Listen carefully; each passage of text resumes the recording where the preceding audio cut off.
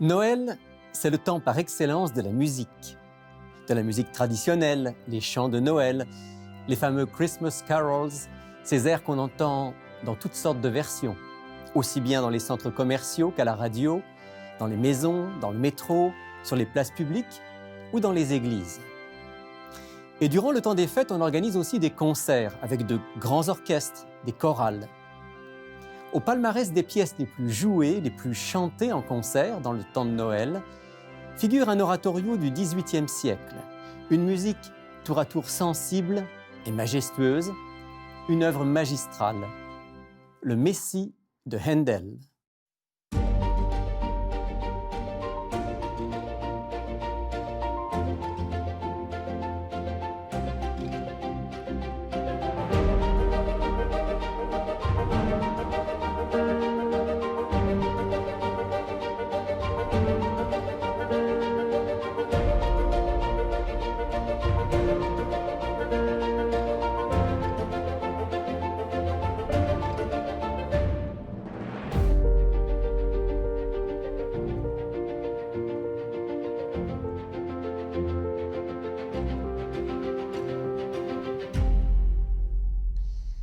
Bonjour à tous et bienvenue dans Il est écrit. Vous le savez, j'aime la musique, toutes sortes de musique, mais avec une affection particulière pour ce que ma grand-mère appelait la grande musique, la musique classique. Depuis mon enfance, de manière quasi quotidienne, certains de mes compagnons préférés ont pour nom Vivaldi, Bach, Handel, Mozart, Beethoven, Brahms et bien d'autres. Si vous ne connaissez pas cette musique, je ne peux que vous recommander de la découvrir. Les plus belles pièces classiques font du bien au cœur et à l'âme. Elles ont un effet apaisant, équilibrant, que même les musicothérapeutes reconnaissent aujourd'hui. En ce temps de Noël, j'ai à cœur de partager avec vous un petit peu de l'histoire et du contenu de l'une des plus belles pièces, des plus beaux oratorios qui ait été composés. Le fameux Messie, composé par Georg Friedrich Händel, de son nom allemand d'origine. On l'appelle plus souvent George Friedrich Händel, puisqu'il a vécu une grande partie de sa vie en Angleterre. Mais c'est bien en Allemagne qu'il est né en 1685, la même année que Jean-Sébastien Bach. Bien qu'il ne vienne pas d'une famille de musiciens, Händel a très tôt manifesté des aptitudes pour la musique et des dons d'instrumentiste. Il jouait surtout de l'orgue et du clavecin, mais aussi du violon et du hautbois. Après avoir fait des études musicales complètes en Allemagne, le jeune Händel se rend en Italie pendant quelques années. C'est là qu'il va connaître ses premiers grands succès en tant qu'instrumentiste et en tant que compositeur, en particulier dans le domaine de la musique sacrée. Vers 1712, il s'installe en Angleterre et là, sa réputation va aller grandissant durant les années qui suivent, jusqu'à lui permettre de devenir l'un des musiciens attitrés de la cour d'Angleterre. Händel va connaître ainsi pendant des décennies ses heures de gloire et de fortune, une fortune qu'il ne saura d'ailleurs pas trop gérer, dépensant sans trop compter. Doté d'un cœur généreux, il fait souvent des dons à diverses œuvres de charité. Mais Händel connaît aussi des moments plus difficiles, sur le plan musical, sur le plan financier. Et en 1737, il fait même face à un grave problème de santé, probablement une hémorragie cérébrale qui lui cause une paralysie partielle pendant des mois et l'oblige à faire plusieurs séjours en Allemagne pour s'y soigner dans un centre de bain thermal. C'est au cours de cette période difficile de sa vie qu'il sera amené à créer une œuvre qui aura un impact durable pour le reste de sa vie, tant sur le plan musical que sur le plan personnel. Je veux parler bien sûr du fameux Messie.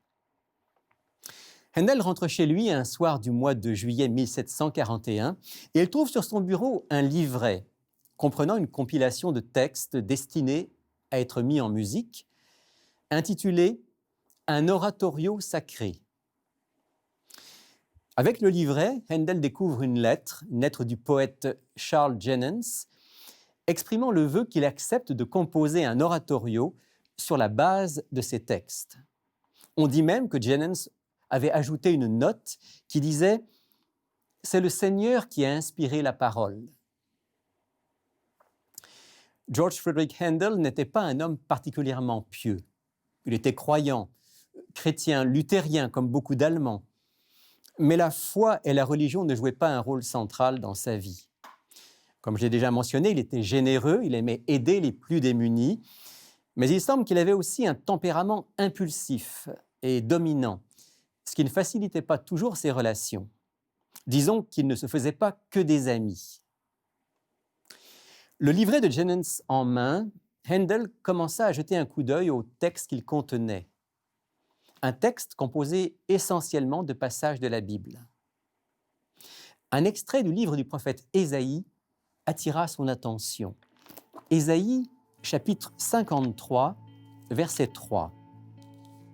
« Méprisé et abandonné des hommes, homme de douleur et habitué à la souffrance, semblable à celui dont on détourne le visage, nous l'avons dédaigné, nous n'avons fait de lui aucun cas. »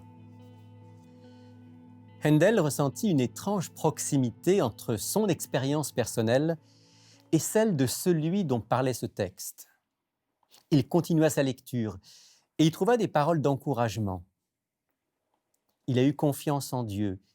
« Tu ne laisseras pas mon âme goûter au séjour des morts. Il te donnera du repos. » Handel sentait la flamme de la foi se rallumer. Son âme se réchauffait tout en lisant la suite. « Je sais que mon Rédempteur est vivant. Réjouis-toi. Alléluia. » Quelques semaines plus tard, il attrapa un crayon et se mit à écrire. Les notes se bousculaient dans son cerveau. Il entendait des voix, des instruments qui donnaient vie à des mélodies, des airs, des harmonies puissantes. Page après page, la musique du Messie commençait à voir le jour. On ne connaît pas le détail de la manière dont l'oratorio fut composé. Il y a quelques variantes dans le récit qui en est fait, mais plusieurs éléments sont assez certains pour les partager avec vous. Tout d'abord, il ne fait aucun doute que Handel fut vraiment pris, captivé par les textes bibliques et par la musique qu'il créait. Son serviteur raconte qu'au début, il s'inquiétait même pour son maître parce qu'il ne mangeait presque pas, dormait peu, semblait dans un monde parallèle. D'ailleurs, la rapidité de la mise en musique du Messie témoigne de l'intensité de l'expérience.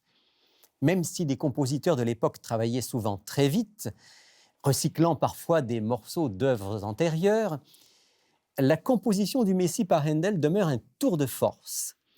L'ensemble des 259 pages originales de cette œuvre fut composé en seulement 24 jours. En fait, il semble bien que pour George Friedrich Handel, la composition du Messie ait été une expérience autant spirituelle que musicale. En particulier, la composition du célèbre « Alléluia » à la fin de la deuxième partie de l'œuvre, qui a eu un impact certain sur ce compositeur. Le serviteur de Handel rapporte qu'après la rédaction de ce chœur célèbre, il trouva son maître en larmes à son bureau, lui disant « Je crois que j'ai vu le ciel grand ouvert devant moi et j'ai vu la face même de Dieu. »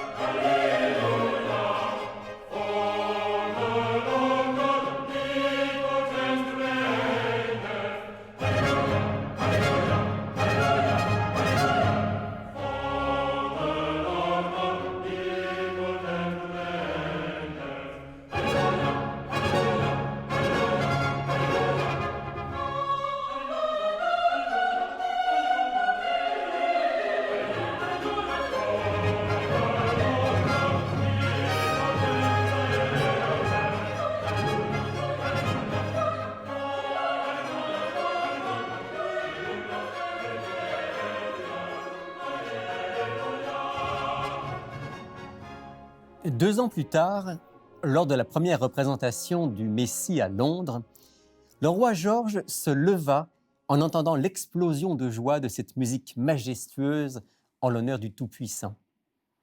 Il donna ainsi naissance à une tradition qui existe jusqu'à nos jours, que j'ai encore vécue récemment, tradition selon laquelle le public se lève au moment où les instruments et le chœur entament l'Alléluia. Le Messie est une œuvre monumentale qui dure en moyenne 2 heures et 30 minutes. Elle est divisée en 3 parties. La première partie est largement consacrée à des textes de l'Ancien Testament qui annoncent la venue du Messie, ce qu'on appelle les prophéties messianiques. La prophétie est l'une des caractéristiques essentielles de la Bible, et l'accomplissement des prophéties est sans aucun doute l'un des arguments les plus forts en faveur de l'inspiration divine des Saintes Écritures. J'ai toujours été étonné, admiratif face aux prophéties de l'Ancien Testament qui annoncent avec clarté et précision la venue et l'œuvre du Christ. Et je ne suis pas le seul. Bien avant moi, le grand philosophe et mathématicien français Blaise Pascal s'est exprimé ainsi. La plus grande des preuves de Jésus-Christ sont les prophéties. Si un seul homme avait fait un livre de prédiction du Messie pour les temps et pour la manière, et si Jésus-Christ était venu conformément à ces prophéties, ce serait déjà une force infinie. Mais il y a bien plus ici. C'est une suite d'hommes durant 4000 ans qui constamment et sans variation viennent l'un après l'autre prédire ce même avènement. C'est tout un peuple qui l'annonce. Ceci est autrement considérable. Parmi tous les prophètes de l'Ancien Testament qui annoncent la venue de l'envoyé de Dieu, du Messie, du Sauveur de l'humanité, le prophète Ésaïe est sans aucun doute celui qui brosse le tableau le plus complet. Plus d'une dizaine de chapitres de son livre sont consacrés, en totalité ou en partie, à décrire la venue et l'œuvre du Christ.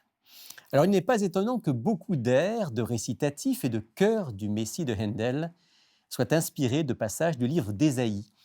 Je pense en particulier à ce très beau chœur qui met en musique les paroles du chapitre 9 d'Ésaïe au verset 5. Je vais lire ce texte avec vous. Ésaïe chapitre 9, verset 5. « Car un enfant nous est né, un fils nous est donné, et la souveraineté reposera sur son épaule. On l'appellera admirable conseiller, Dieu puissant, Père éternel, Prince de la paix. »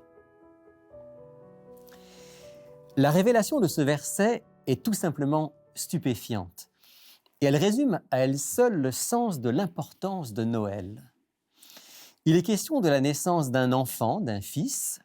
Toute naissance est un petit miracle. Je me souviens des paroles jubilatoires de ma femme quand le médecin a posé sur son sein notre petite fille qui venait de naître. Ma femme a dit « Oh, c'est magnifique, c'est magnifique !» C'était un moment magnifique, en effet, et je l'ai moi-même aussi ressenti quand j'ai pu, quelques minutes plus tard, prendre ma fille dans mes bras, me promener avec elle en lui chantant un refrain, elle qui m'avait si souvent entendu chanter pendant la grossesse. Tous les parents savent de quoi je parle. Toute naissance est un petit miracle. Mais la naissance qu'annonce Ésaïe dans ce texte est un miracle d'une toute autre envergure. Le fils qui doit naître recevra un nom comme tous les enfants, et même plusieurs noms. Mais ces noms sont hors du commun. Admirable conseiller est déjà un nom qui annonce les qualités du futur Messie. Prince de la paix en fait quelqu'un qui serait digne d'un prix Nobel. Mais les noms Dieu puissant et Père éternel sont à couper le souffle. Qui peut porter ces noms, sinon le Créateur lui-même? Se pourrait-il que l'enfant qui va naître à Bethléem soit Dieu lui-même, prenant la nature humaine pour vivre parmi nous et pour nous ouvrir le chemin de la vie éternelle? C'est exactement ce qu'annonce le prophète Ésaïe. Ce miracle de l'incarnation du Fils de Dieu pour le salut de l'humanité. Et c'est aussi le cœur du message de l'Évangile.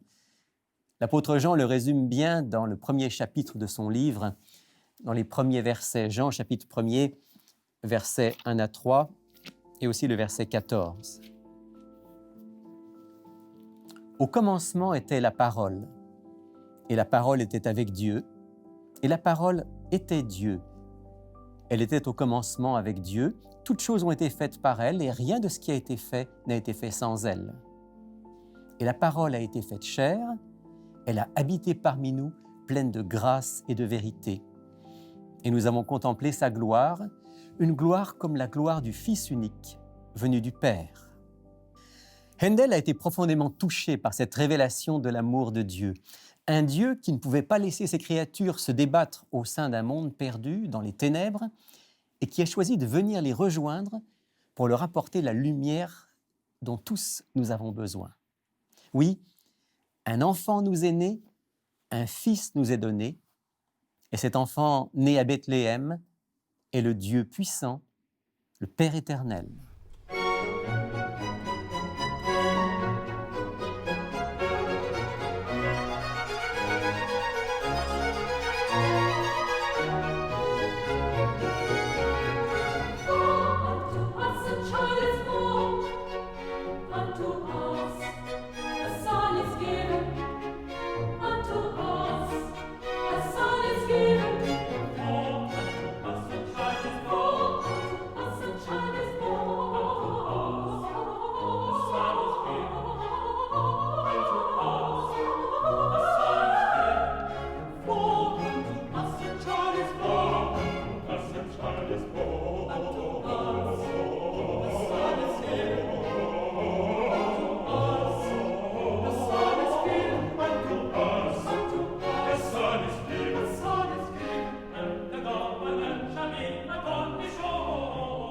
Le Messie de Handel ne s'arrête pas à l'évocation de la naissance de Jésus, aussi extraordinaire soit-elle. Dans la deuxième partie de cette œuvre, il est question brièvement du message que le Christ est venu apporter aux hommes, puis les chœurs et les solistes se concentrent sur les souffrances qu'il a subies injustement. Et au fil des airs et des chœurs, les textes de la Bible se succèdent et font apparaître un autre paradoxe extraordinaire, aussi extraordinaire que celui de la naissance du Christ, naissance hors du commun. Jésus a subi de la part des autorités juives et romaines un traitement injuste, cruel, des souffrances inhumaines, une mort honteuse. Mais en réalité, il accepte pleinement son sort. Il affirme même qu'il doit passer par là pour porter le châtiment de l'humanité rebelle et pécheresse. La mort du Christ semble être une terrible défaite, mais en fait, c'est le moment de sa victoire. Sa mort sur la croix pourrait être vue comme la fin de son œuvre, mais elle se poursuit à travers sa résurrection, signe de son triomphe sur le mal. Peu de textes expriment aussi bien cette réalité qu'une autre prophétie d'Ésaïe au chapitre 53. Je vais lire maintenant avec vous. Ésaïe, chapitre 53. « Méprisé et abandonné des hommes, homme de douleur et habitué à la souffrance, semblable à celui dont on détourne le visage, nous l'avons dédaigné, nous n'avons fait de lui aucun cas. Cependant, ce sont nos souffrances qu'il a portées. C'est de nos douleurs qu'il s'est chargé. Nous l'avons considéré comme puni, frappé de Dieu et humilié, mais il était blessé pour nos péchés, brisé pour nos iniquités. Le châtiment qui nous donne la paix est tombé sur lui, et c'est par ses meurtrissures que nous sommes guéris. » Après avoir livré sa vie en sacrifice pour le péché, il verra une postérité et il prolongera ses jours, et l'œuvre de l'Éternel prospérera entre ses mains.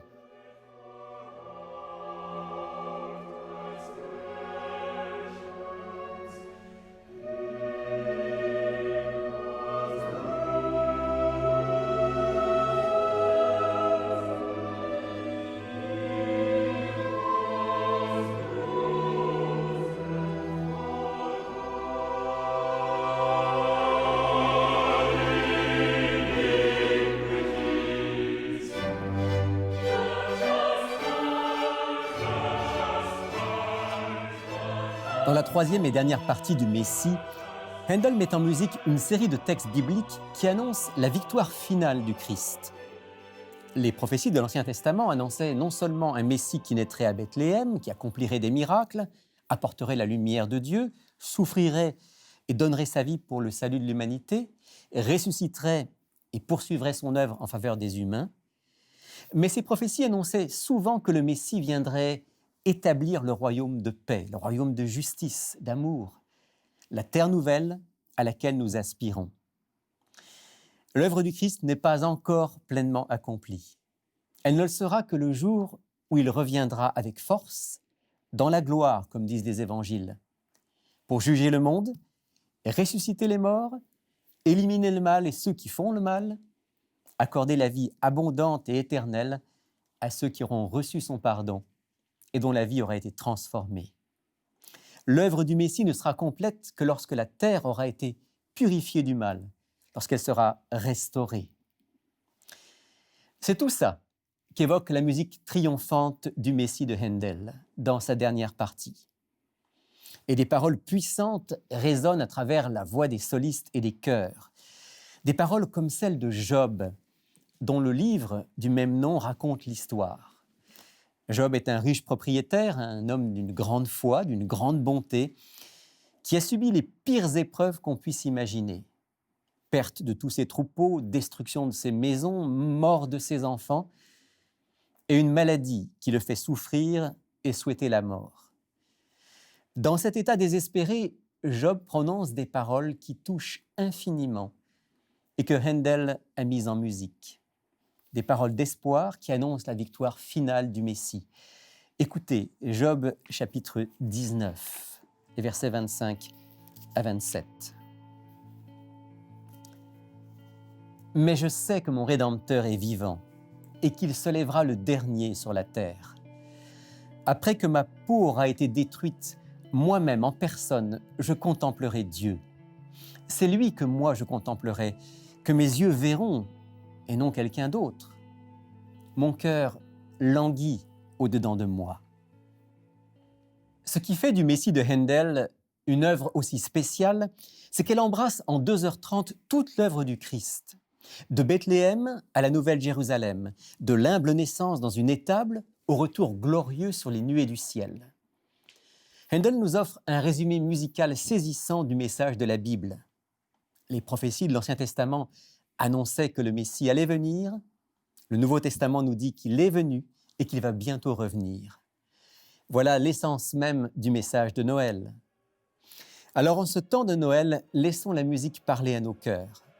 C'est le moment d'écouter, de chanter ces refrains qui annoncent la venue du Sauveur. Et si vous aimez la belle musique, je vous propose de découvrir ou de redécouvrir les plus beaux passages du Messie de Handel. Mais surtout, imprégnons-nous des paroles qui ont inspiré cette œuvre et beaucoup d'autres, les paroles de l'Ancien et du Nouveau Testament, qui toutes ensemble annoncent que le Messie est venu et qu'il revient bientôt.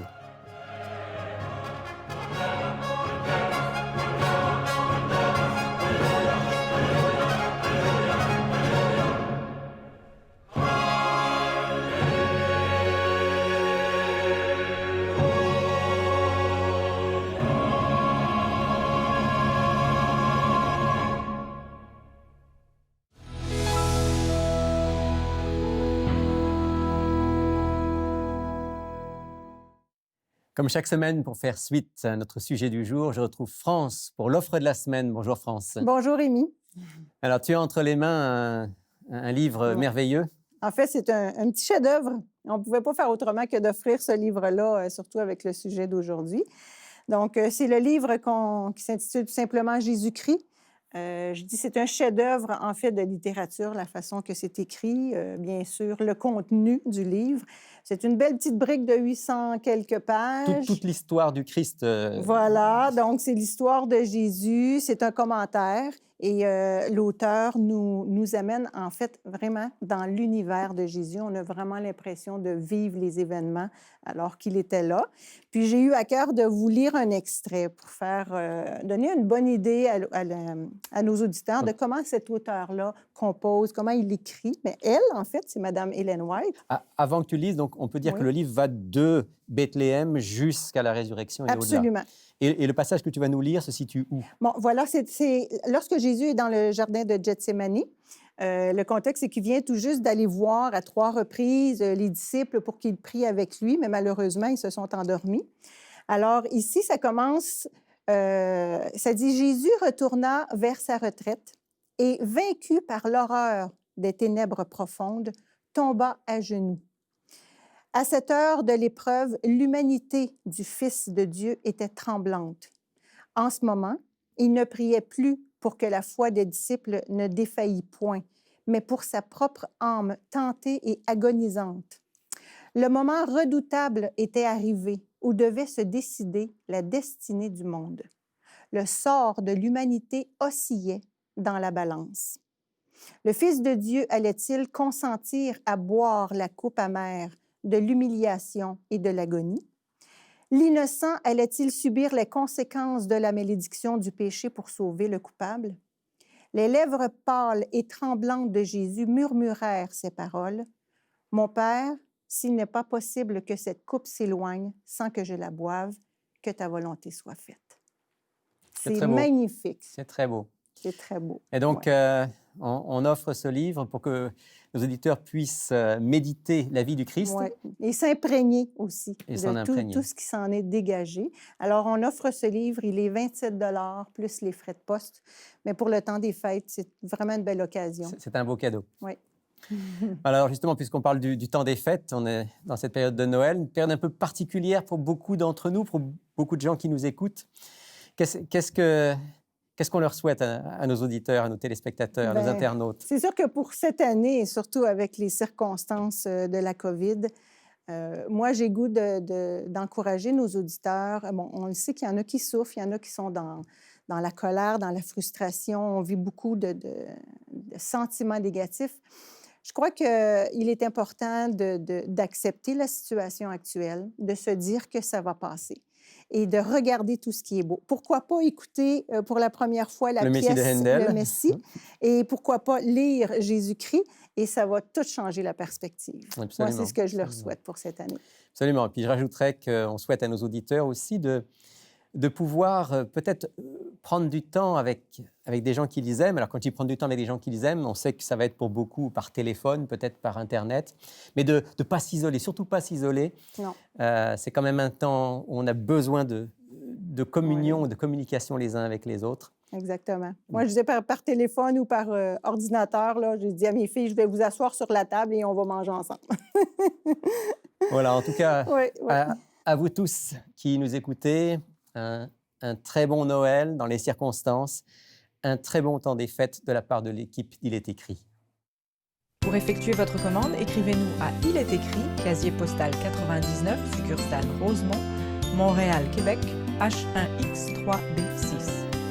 Vous pouvez également passer votre commande sur le web à iletécrit.tv ou par téléphone au 514-729-3515 dans la région de Montréal et sans frais au 1-866-729-3515 pour l'extérieur de Montréal. Encore une fois, en mon nom et nom de l'équipe d'Il est écrit, je vous souhaite un joyeux Noël, un très bon temps des fêtes. On se retrouve la semaine prochaine, mais d'ici là, souvenez-vous, il est écrit « L'homme ne vivra pas de pain seulement, mais de toute parole qui sort de la bouche de Dieu ».